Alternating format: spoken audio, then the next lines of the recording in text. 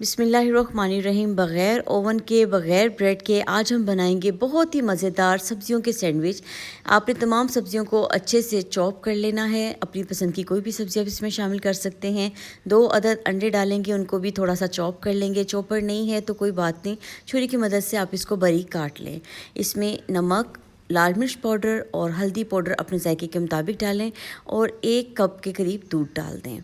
इसको आपने अच्छे से मिक्स कर लेना है और मिक्स करने के बाद आपने इसमें छान के आटा शामिल करना है या फिर मैदा। दोनों में से जो चीज़ आप पसंद करें वो कर सकते हैं। मैंने यहाँ मैदा शामिल किया था और थोड़ा सा बेकिंग पाउडर डाल देंगे और मिक्स कर लेंगे। अब एक पैन को ग्रीस कर लेंगे और इसके अंदर हम तमाम का तमाम बैटर डाल देंगे। अच्छे से इसको सेट कर देंगे और बिल्कुल हल्की आंच पर हम इसको 4 मिनट के लिए अच्छे से पका लेंगे।